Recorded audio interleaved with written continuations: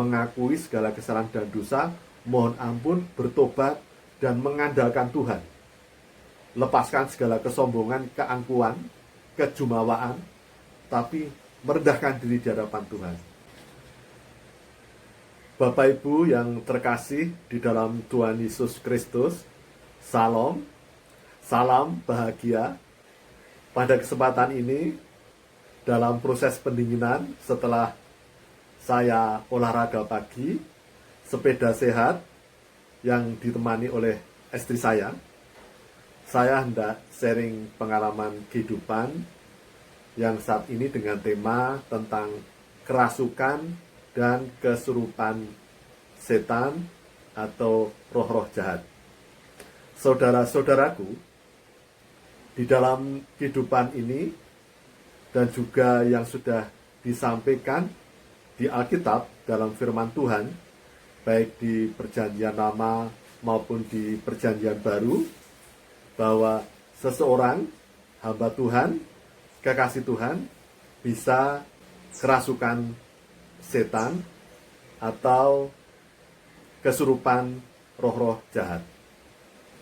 Misalnya Saul. Bagaimana Saul di masa mudanya sangat dekat dengan Tuhan, bahkan membuat mezbah untuk dapat berdoa, dapat memuji dan memuliakan nama Tuhan. Namun di masa tuanya, Saul ketika sudah menjadi raja, berkuasa, kemudian lupa kepada Tuhan, malah kemudian pergi ke dukun, ke orang pintar, dan malah berhubungan dengan setan. Sehingga Saul dikatakan kerasukan roh-roh jahat atau kerasukan setan. Sebenarnya kerasukan dan kesurupan memiliki kesamaan, ada kesamaannya. Memang kalau kesurupan itu jelas dilihat secara kasat mata.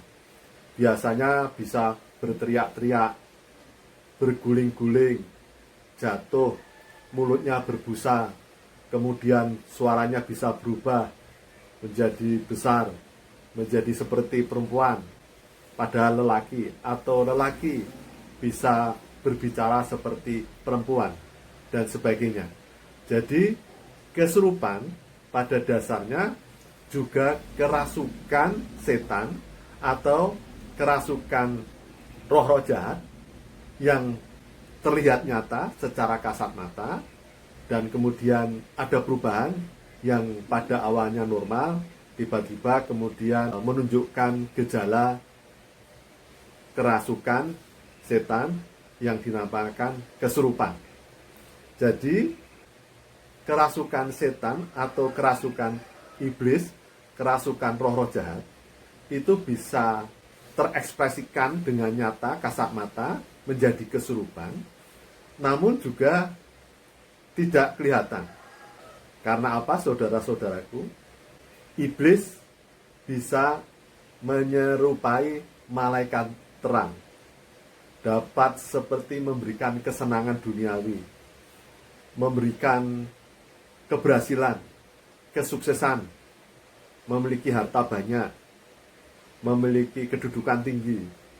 Tetapi itu berhubungan dengan iblis, melakukan ikatan perjanjian dengan iblis. Jadi saudara-saudaraku, pada dasarnya setiap orang sudah jatuh dalam dosa, sudah kehilangan kemuliaannya, dan memiliki celah untuk iblis merasuk di dalam diri seseorang.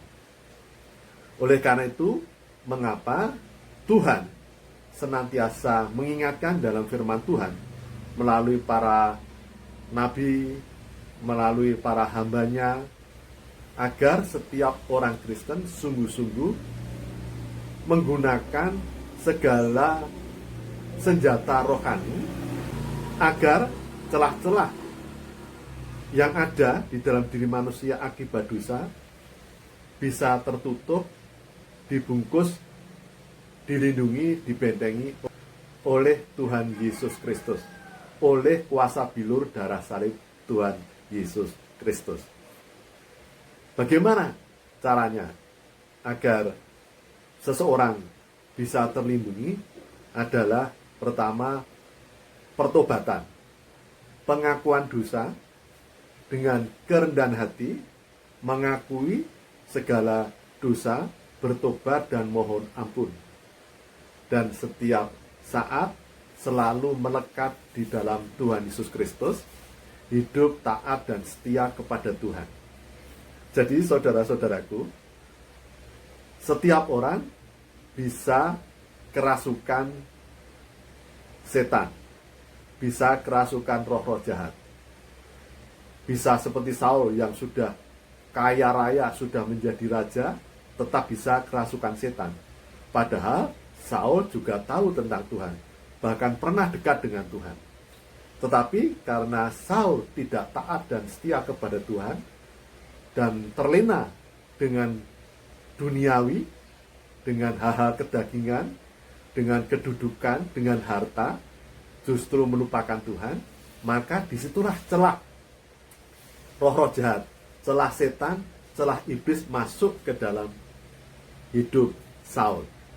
Jadi, saudara-saudaraku, marilah saat ini kita menyadari bahwa kita sebagai orang Kristen, bahkan mungkin hidup kita kelihatan baik di mata manusia, kelihatan beribadah, hidup dalam pelayanan, tetapi semua itu tidak menjamin bahwa kita bersih dari celah. Semua bisa kena celah, iblis bisa masuk, merasuk di dalam diri kita, kalau hati kita tidak melekat di dalam Tuhan. Kalau kita tidak taat dan setia kepada Tuhan. Kita beribadah, rajin di gereja, rajin pelayanan, tapi hati kita masih bercabang.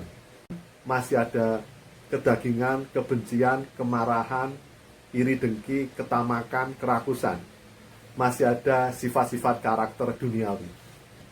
Jadi saudara-saudaraku, setiap orang ada celah. Dan celah itu bisa tertutupi oleh kuasa bilur darah salib Tuhan Yesus Kristus, selama kita sungguh-sungguh merendahkan diri, merendahkan hati di hadapan Tuhan, mengakui segala kesalahan dan dosa, mohon ampun dan bertobat, kembali hidup dalam jalan Tuhan, hidup taat dan setia kepada Tuhan. Dan hanya mengandalkan kuasa bilur darah salib Tuhan Yesus Kristus. Kita akan bisa melawan segala apa yang akan dilakukan oleh roh-roh jahat. Jadi Tuhan yang berkuasa. Di dunia ini penguasanya sekarang yang seharusnya manusia berkuasa atas dunia, tapi diambil alih oleh roh-roh jahat, oleh setan, oleh iblis. Namun Tuhan lebih berkuasa dari semua penguasa di dunia ini. Maka siapapun orang Kristen, siapapun hamba Tuhan yang sungguh hidup dalam jalan Tuhan, mengakui segala kesalahan dosa, bertobat, mohon ampun kepada Tuhan, dan kembali hidup taat dan setia kepada Tuhan, hidup dalam jalan Tuhan, maka kita akan diselamatkan. Kita akan dibendengi oleh kuasa bilur darah salib Tuhan Yesus Kristus, sehingga hidup kita menjadi damai, sejahtera, bahagia, dapat menjadi berkat bagi sesama, membahagiakan sesama demi kemuliaan nama Tuhan. Karena biasanya seseorang yang terasuki oleh iblis atau oleh roh-roh jahat, walaupun dia kelihatan baik, namun hidupnya tidak damai sejahtera, dan kemudian juga tidak memberikan damai sejahtera di sekitarnya. Akan kelihatan orang-orang yang kerasukan setan biasanya karakternya mudah berubah-ubah, memiliki karakter ganda, bahkan terpecah-pecah, memiliki banyak karakter yang awalnya tersenyum, baik, tiba-tiba bisa langsung membenci, mudah marah, mudah tersinggung. Jadi di dalam dirinya masih ada karakter duniawi, karakter kedagingan, walaupun sebenarnya ingin berusaha baik. Jadi kalau di dalam diri seseorang itu belum damai sejahtera, masih ada karakter dendam, benci, kemarahan, mudah tersinggung, nah itu tanda-tanda bahwa mengalami sesuatu gangguan di dalam dirinya. Gangguan rohani, gangguan jiwa.